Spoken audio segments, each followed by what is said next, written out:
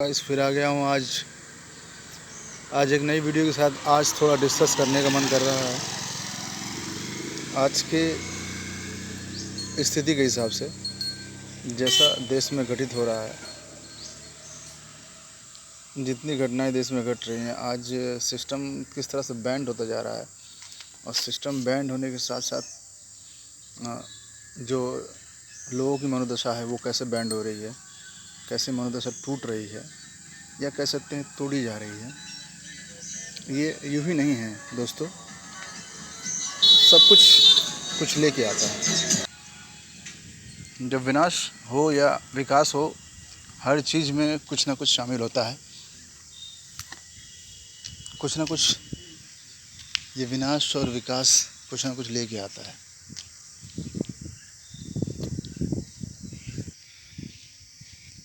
इस वक्त मैं बाहर आया हूँ, धूप बहुत तेज़ है, बट गांव में हूँ तो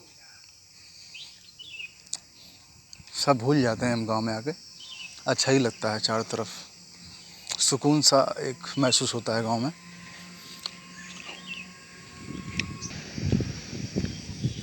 हर विकास, जैसा कि मैंने कहा, हर विनाश जो है एक अपॉर्चुनिटी लेके आता है, एक नई राह, एक नई रोशनी लेके आता है सभी के जीवन में। लेकिन बस उस रोशनी को हमें देखने की ज़रूरत पड़ती है। बस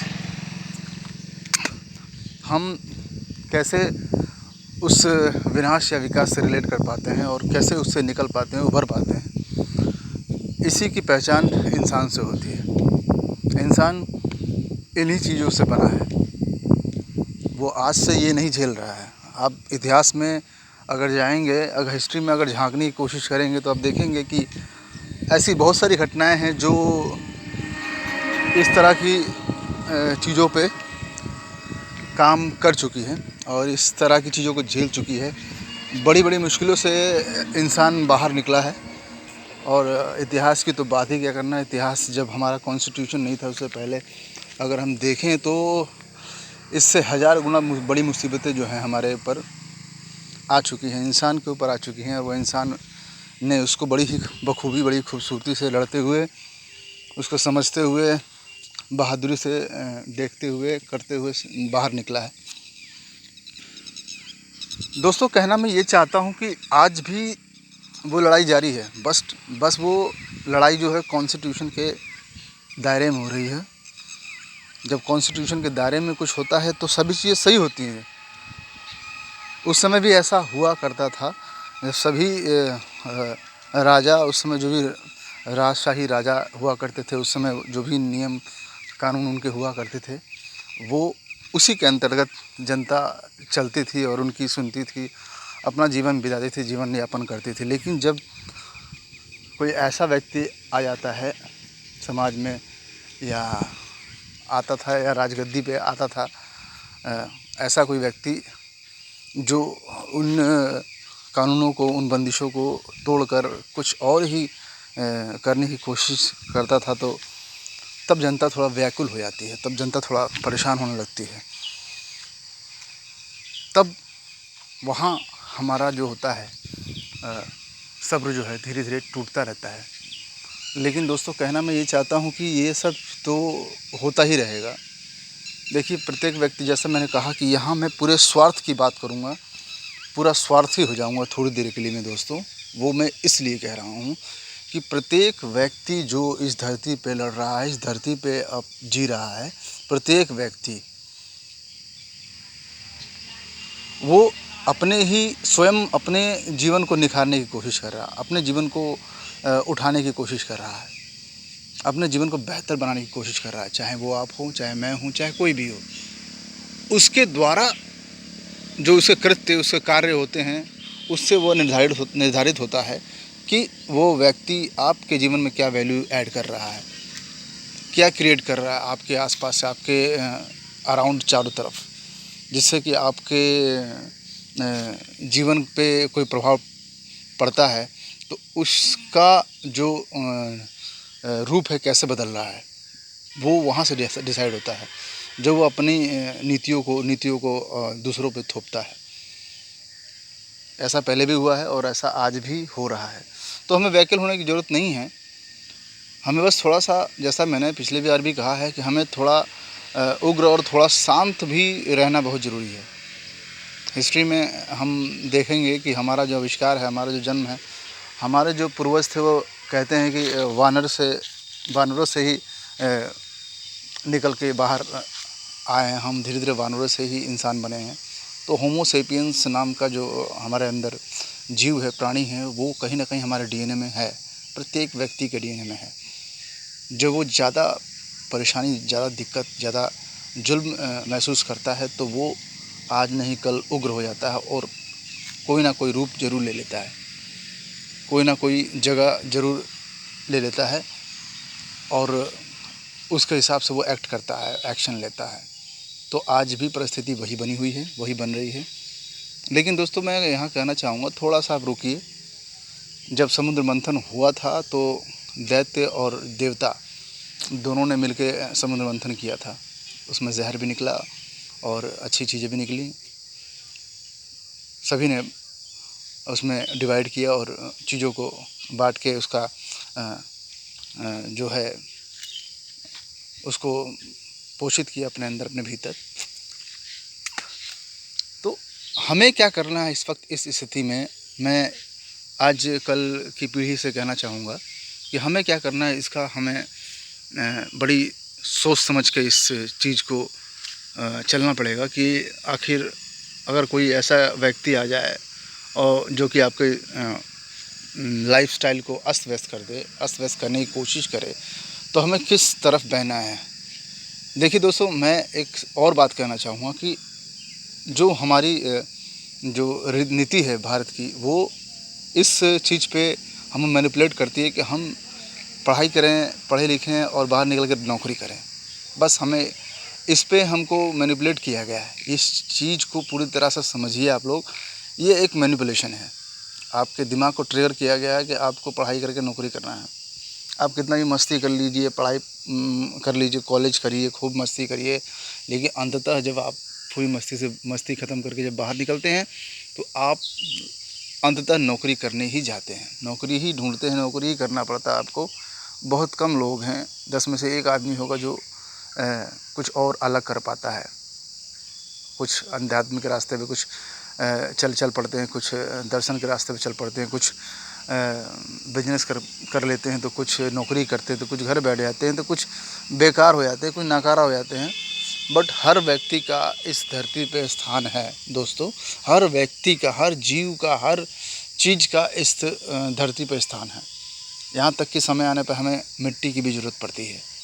तो याद रखें, हमारी अंदर से जो भी चीज़ें निकलती है, हमारे आसपास जो भी चीज़ें होती हैं, सभी वैल्यूएबल हैं, सभी वैल्यू करती हैं, वो इंसान हो या कोई वस्तु हो।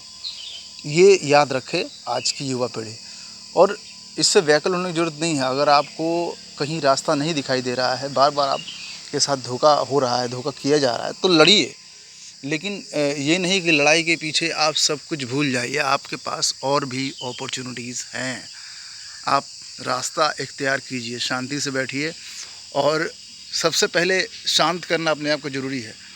जो आपका मन, दिमाग, मस्तिष्क जो कहता है, जब आप मुश्किल में फँसते हैं, तो जो मन, दिमाग, मस्तिष्क जो भी आपका कहता है, उसको इग्नोर मत कीजिए। आपका मन आपको भटकाने की कोशिश करता है, कभी आपको स्ट्रॉन्ग भी बनाता है। इन दोनों चीज़ के बीच के अंतर को समझिए।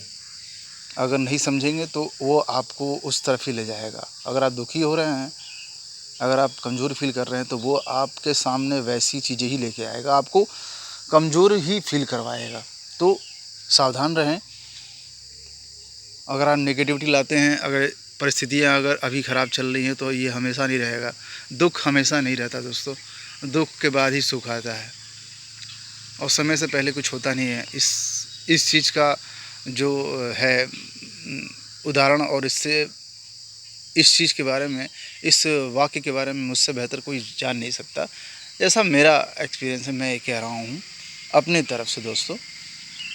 इस चीज़ के बारे में मुझसे बेहतर जो मैंने महसूस किया है कि समय ज़रूर आता है और समय से पहले कुछ होता नहीं है। वाक़ई में ये बात सत्य है।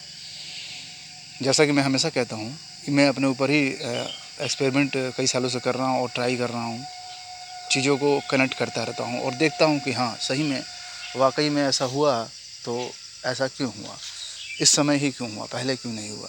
तो चीज़ें समय से होती हैं दोस्तों, आपको व्याकुल होने की ज़रूरत नहीं है। आप रास्ता देखिए, ज़रूरी नहीं कि आप नौकरी करें, आप बिज़नेस का ट्राई कीजिए, आप नई चीज़ों को इनोवेट कीजिए, बुक्स पढ़िए।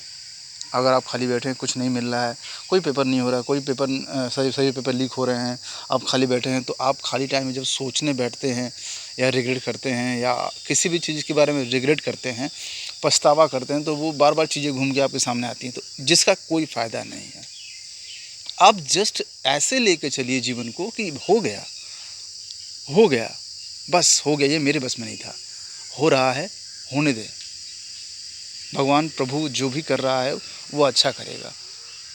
आप मान लीजिए, आप समर्पण कर दीजिए कि जो हो रहा है अच्छा हो रहा है। भगवान अगर हमें अंधेरे में भी ले जाएगा, तो अंधेरे में भी ले जा रहा है तो किसी कारणवश ही ले जा रहा है। क्या पता अंधेरे के बाद रोशनी हो, तभी वो हमें अंधेरे में लेके जा रहा है। तो अंधेरे से घबराइए मत, चल पड़िए अंधेरे में आप, क्योंकि उस पार जाने के बाद आपको रोशनी ज़रूर दिखाई देगी। तो शांति से बैठिए और सोचिए, अपॉर्चुनिटी है ये। जब हम किसी जॉब में फ़ेल हो जाते हैं या किसी नौकरी में फ़ेल हो जाते हैं या कहीं किसी इंटरव्यू में फ़ेल हो जाते हैं या हमारे पास कोई काम नहीं रहता या हम कोई काम कर नहीं पाते हैं, तो इसका मतलब ये नहीं हुआ कि हम कुछ नहीं कर पाएंगे, हमारे लायक कुछ नहीं है, कुछ भी नहीं है। अपने टैलेंट को पहचानिए, सबसे पहली बात तो ये है, अपने टैलेंट को पहचानने की कोशिश की। जैसा बहुत से लोग कहते हैं अभी इस समय, सिर्फ मैं ही नहीं, ये बहुत से लोग इस समय, आप कहीं भी सोशल मीडिया पर देख सकते हैं, बहुत से लोग कहते हैं अपने टैलेंट को पहचानिए आप। कोई भी चीज़ अनवैल्यूएबल नहीं है, हर चीज़ की वैल्यू आजकल है। आपके अंदर कोई भी टैलेंट है तो उसकी वैल्यू है। रास्ता ढूंढिए, पछताइए मत, आप कहीं ना कहीं ज़रूर पहुंचेंगे। एक बार शांति से बैठिए और सोचिए, मुस्कुराइए। जब आपके ऊपर बहुत मुश्किलें आएँ तो भी मुस्कुराइए। वाकई में मैंने मुस्कुरा कर देखा है, जब मुश्किलों का पहाड़ टूट पड़े तो भी मुस्कुराइए आप। अब उसे रोकने की कोशिश मत कीजिए, जो हो रहा होने दीजिए, बस अपना कर्तव्य निभाते जाइए। जो भी सामने आ रहा है कि मेरा कर्तव्य ये है, अगर कोई घायल हो गया रोड पे तो मेरा कर्तव्य है, चाहे वो मेरे रिश्तेदार हो, मेरे घर का हो या बाहर का हो, आपका कर्तव्य है कि बस मैं उसे उठाऊं, सहारा दूं, ले जाऊं, हॉस्पिटल तक पहुंचाऊं, उसके बाद वापस मैं आ जाऊं। अब उसके बाद आने के बाद मैं वापस बैठ के सोचूं कि ऐसा क्यों हो गया, कैसे हो गया, इसने क्यों किया, इसने वहाँ क्यों गया, ये वहाँ कैसे गया, क्यों चला गया, ऐसा कैसे हो गया, तुमने ऐसे गाड़ी क्यों चलाई, तुमने ऐसा वैसा क्यों किया। इससे कहने का कोई फ़ायदा नहीं है दोस्तों, क्योंकि जो होना होता है वो हो जाता है, जो होना था वो हो गया और आपके बस में होनी नहीं है। सबसे मजबूत बात है, समझ लो, इसको बांध लो, आपके बस में होनी नहीं है। आप होनी को टाल नहीं सकते हैं, जो घटना घटेगी उसे आप टाल नहीं सकते हैं। तो मजबूत बनिए, अपने आप को नई दिशा दीजिए। अगर आपके साथ कुछ सही नहीं हो रहा है तो इंतज़ार कीजिए, शायद अंधेरे के बाद रोशनी आने का थोड़ा इंतज़ार कीजिए। शायद रोशनी आपको इस अंधेरे के बाद ही दिखाई देगी। शायद अंधेरा जानबूझ के आपको अंधेरे में लेके जाया जा रहा है, आपका समय अभी नहीं आया है। तो फ्रेंड्स, मैं ऐसे ही अभी आया था वापस से नहर पे अपने घूमने, थोड़ा बैठने। एक बुज़ुर्ग हैं, वहाँ पे बैठा था मैं, उनके साथ बैठे बैठे कुछ बातें हो रही थी। वो पुराने बुज़ुर्ग थे, 2 लोग, उनसे बात कर रहा था मैं। तो बात करते करते कुछ ऐसा ही मन में ख्याल आया। तो मैंने सोचा कि आप लोगों को थोड़ा और संबोधित किया जाए, कुछ इस पे कहा जाए। तो मैंने अपनी बात जो है व्यक्त की। तो इस समय थोड़ा समय बुरा चल रहा है, थोड़ा धैर्य रखिए और निराश ना होइए, बिल्कुल भी निराश ना होइए, क्योंकि निराशा जो है, निराशा को जन्म देती है। और थोड़ा सा अगर आप मुस्कुराएं और कुछ और सोचने की कोशिश करें, तो कुछ और सोचना ही कुछ और को जन्म देता है। तो इसी के साथ आज की वीडियो मैं यहीं समाप्त करता हूं। और देख रहा हूं कि इस समय दोपहर के 12 बज गए हैं अप्रॉक्स, और काफ़ी धूप हो रखी है, लेकिन फिर भी मन विचलित नहीं हो रहा है, क्योंकि काफ़ी शांति यहाँ पे, काफ़ी पीसफुल प्लेस है। और मैं ये वीडियो आज यहीं समाप्त करता हूँ दोस्तों। धन्यवाद।